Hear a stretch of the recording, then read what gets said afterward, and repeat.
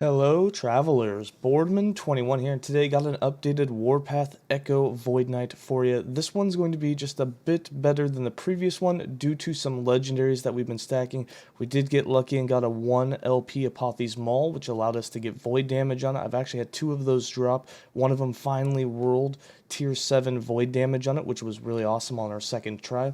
And then something else we have is I got a +4 Warpath chest to drop a while back. I was waiting for a Wings of Argenteus, but that's just not happening for me. So we ended up getting a 3 LP Falcon that I ended up using it on because I couldn't get an LP Titanheart either. So there is more upgrades you could do. Obviously using Wings of Argenteus is going to be better for this build. However, since I had a 3 LP Falcon and it happened to roll the +4 Warpath on it, I'm going to go ahead and use that for this build. And this one's going to have a lot of added melee void damage, especially with that weapon. So we're going to match that up with the Dark Stride and the 30% move speed you can get inside of Warpath, and you're going to fly around absolutely really fast. I've been pushing over 300 corruption with this. Now, bear in mind, if you had Wings of Argenteus, Ravenous Void gloves on, you'd be doing a lot better in terms of damage reduction. However, I didn't have too many issues with dying. You do have a lot of leech. You do have some skills at your disposal like reversal and things. You do have that leech is going to keep your health pretty full once you start getting some hits. And you're so fast, you just try and stay out of the hits and let your echoes actually do the damage and get the kills because they do hit harder than you. Again, this is just a one-button build where you just speed run all the way through and just use Warpath. So let's go ahead and get into the skills, the interactions, and just how it works. For skills, I'm running Volatile Reversal, Abyssal Echoes, Warpath, Anomaly, and Sigils of Hope. For Anomaly, we have this set up so it'll take you the furthest back in time it can, which gives you the buffs to the longest period of time.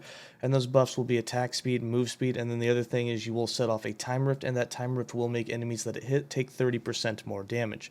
So we've got 2 points in time sap, 1 point in time loss vitality, 3 points in warp time, giving you 30% increased attack speed every time that you use this in the last 4 seconds, 1 point in catching up, so you get 12% more move speed every time that you've used it in the last 4 seconds, 2 points in traveler's fatigue, and 2 points in ancient reversal, so this is what makes the buff last 4 seconds instead of 2. Then we got 1 point in Terminal Void Rift, 2 points in Food for Worms, 3 points in Dark Expanse, and 3 points in Harbinger of Dust. And the Harbinger of Dust is what's going to make the enemy take 30% more damage. For Abyssal Echoes, we have this set up just to put a bunch of Time Rot and Armor Shred on enemies. So we have 5 points in Deep Expanse, 1 point in Vorpal Reverberation, 4 points in Embrace the Darkness, 3 points in Abyssal Tendrils so that you have Time Rot chance with this buff. The buff is the nether coating, and that's what you get here. You're going to get this for 4 seconds after using Abyssal Echoes, which means you have a lot more chance to put Time Rot on enemies. The reason that's good is Warpath does more damage per stack of Time Rot that is on the enemies, up to a maximum of 12 stacks. We'll get into that when we get to Warpath. 5 points in Rippling Corrosion puts 5 stacks of Armor Shred on the enemies that it hits, and then Tides of Rust makes that Armor Shred have higher effect, so it actually reduces their armor by more. Then we have Warpath, which I did say has +4 levels. We got lucky with a chest drop on that, and then we ended up putting on a Falcon that had LP.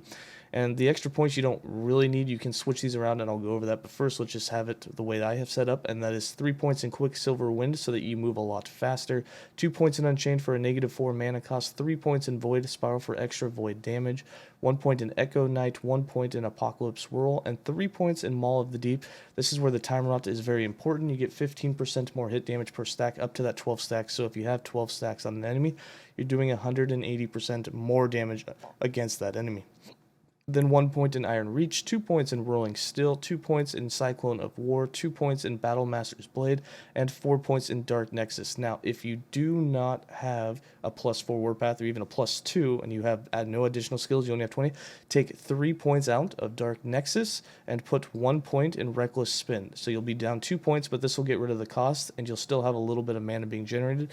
The other 2 points you'll have to take out of Quicksilver Wind, so you'll move a little bit slower, and then instead of generating mana every 3 seconds, the skill of Warpath will just be free. So that's how you would move the points around. For Anomaly, we have this set up for Leech and for Critical Strike Chance, as well as some cooldown, attack speed. It really kind of gives you an all-around buff. So we got 1 point in Void Touch, 1 point in Immediacy, 1 point in Time Bubble. Remember, this is not an insta-cast skill unless you take Borrow Time, which we're not going to do. The cooldown is too long. So you will get knocked out of Warpath when you use it. So I only use it usually around rares or bosses when I know that I'm going to need a little extra leech because the damage is a bit higher. We also have 4 points in Temporal Mastery, 1 point in Lingering Memory, 4 points in Decimation, 1 point in Time Lord, 1 point in Manipulation, 2 points in Swift Rest, 2 points in Time Eater, and 2 points in Void Maul. And then for Sigils of Hope, we have this set up just to give you a bunch of flat void damage as well as give you a bunch of armor and increased damage. So 4 points in Empowering Sigils give you increased damage per active sigil. 1 point in Last Wish makes it to where that you're going to get this whenever you kill enemies. This is a speed running echo clearing build. It also works well in the arena if you get Wings of or the Argenteus. But what it does is you don't really ever manually cast Sigils of Hope, maybe in Orbis fights, but for the most part, as you get kills, you're going to get that 4 maximum stacks and just speed run through and just keep them. Then we got 3 points in Decree of the Flame for 3 added fire damage. So the way this works, each sigil gives you 4 additional fire damage. This gives you 3 more, so that's 7. And then 1 point in Sigils of Despair converts all that to void. So you get 7 added flat void damage with your spells and attacks, your melee attacks including Warpath, per sigil that you have active. And then you also get 15% increase. So at 4 stacks of sigils, you have a total of 28 flat added void damage and 60% increased void damage, which really boosts your damage a lot. We also have 5 points in Enduring Hope to increase the duration, 5 points in Iron Sigils for 200 flat armor, so with 4 sigils, you'll have 800 flat armor, which is really going to help your defense, and then 1 point in Tetragram for that +1 maximum, so you can have 4 instead of 3. For passives, I got 20 points in the base Sentinel class with 5 points in Overwhelm, 5 points in Juggernaut, 5 points in Fearless, and 5 points in Armor Clad. Now, you can move these points around. None of these are necessary for you to actually have the way that it's set, but it's just where I have them. We also have 15 points in the Paladin with 5 points in Defiance, 5 points in Valor, and 5 points in Blinding Light.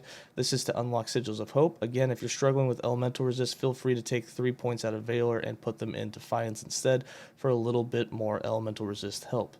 And then we have 78 points in the Void Knight with 10 points in Abyssal Endurance, 6 points in Temporal Corruption, 6 points in World Eater, 8 points in Void Blades, 1 point in Void Corruption, 6 points in Woe, 4 points in Singular Purpose, 5 points in Rot Grip, 10 points in Eternal Form, 1 point in Void Aegis, 10 points in Dread, 5 points in Echoing Strikes, 5 points in Time Legion, and 1 point in Avatar of Regret. And remember, there are some things you can change. If you don't want to use Sigils of Hope and you take those 15 points out of Paladin and put them here, definitely max out the Time Legion, max out the Dread, and then after that, I would just put more points in Woe for even more void damage and melee damage, especially after a kill. And the increased armor also really helps, because remember, those sigils would give you flat. Again, if you're switching points, you won't have sigils anymore, but it's another way to make up for some of that armor loss. Alright, for idols, items, and uniques, we have some legendaries on this. Like I said, we got an Apollo's Maul that ended up rolling a tier 7 void damage with its 1 LP on it, so we have a ton of melee void damage. We then combined that with a Dark Stride, which we ended up getting hybrid health and vitality on. Would have really liked to get movement speed on it. That would have been really nice, but I'll take all the additional health we can get.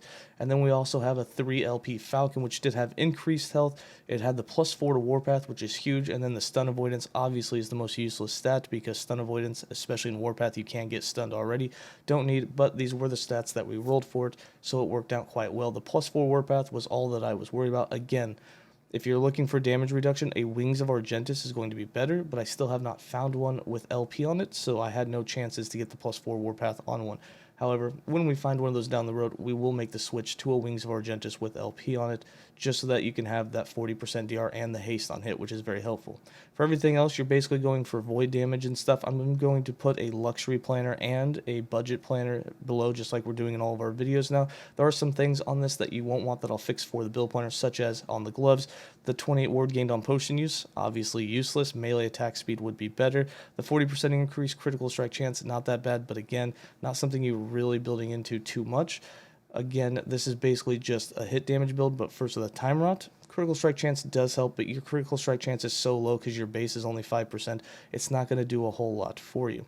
And then for everything else, just void damage, the resist that you need, critical strike multiplier is alright. Your critical strike chance isn't huge, but your critical strikes are where you get a lot of damage from.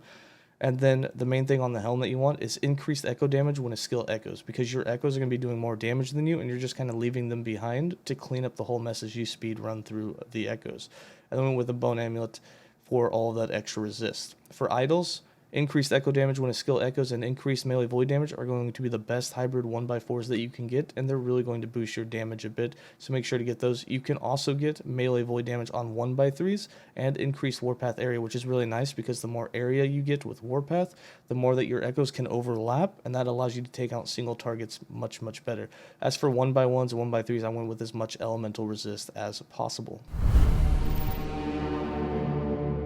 For the character sheet, you can see we have almost 3,000 health. A lot of that's because we got increased health on both of our chest piece, and we also got hybrid health and vitality on the boots, which really helps. So you might have a little bit less than that, but again, for idols, you could throw in some hybrid health idols, and that'll boost you up as well. We're not quite capped on all resist, would like a little bit more necrotic cold, and then obviously a little more poison. We can get those with blessings later. We don't have those at the moment, but you can get those covered.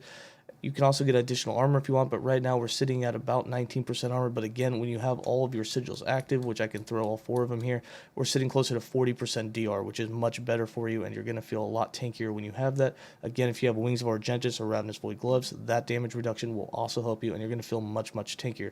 But again, this build has gone 300 plus corruption. I do die every now and then, but again, that's because I don't have the Wings of Argenteus. That would help a ton. And then for damage types, you can see we have about 350% melee damage. And then as for void damage, we have almost 600% when we have all those sigils active, and about 400 base. And then for defense, we almost have capped endurance. I do not have 100% critical strike avoidance. Still aiming for the blessing. As soon as I can get the empowered blessing for critical strike avoidance, I will have that covered 100%. And then from that point, we'll be very, very tanky. But we're in 300 corruption, don't even have 100% CSA. I farmed for the blessing a few times, just haven't got it yet. That will make us feel even better, and you will become much tankier once you have done that. If you already have it, you're doing awesome. Your build's going to feel a little bit tankier than mine does here.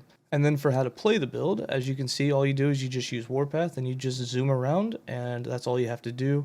The area of Warpath is big enough that when you get echoes, you can have them overlap like we are right now, and all 3 of us can actually attack the same target. And then you can see once we have Time Rod on the enemies, the crits for this can be anywhere from 30 to 60k, so they're doing pretty good damage.